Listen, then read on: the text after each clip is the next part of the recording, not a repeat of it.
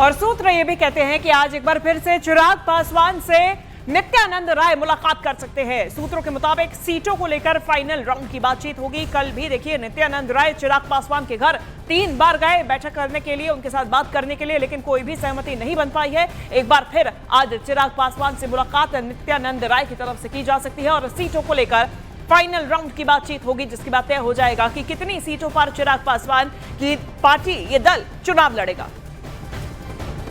और देखिए वहीं सीट शेयरिंग को लेकर चिराग पासवान ने एनडीए में बड़ा पेंच फंसा दिया है। सूत्रों के हवाले से खबर है कि चिराग पासवान 30 से 35 सीटों की डिमांड कर रहे हैं, जबकि बीजेपी ने उन्हें 22 सीटें ऑफर की हैं। हालांकि बीजेपी 26 सीटें भी दे सकती है, इस बात को लेकर भी अनुमान है, लेकिन असली पेंच उन 4 सीटों पर फंसा है जिन्हें लेने पर चिराग पासवान अड़ गए हैं।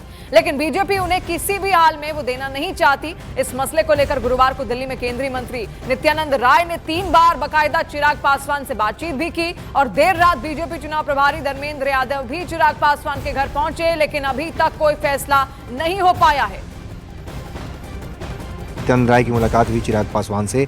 नित्यानंद राय ने बाहर निकल कर कहा कि सब कुछ सही है, सकारात्मक है। आपके नेता ने भी कहा कि सही समय पर सब बताया जाएगा, इत्मीनान से बताया जाएगा।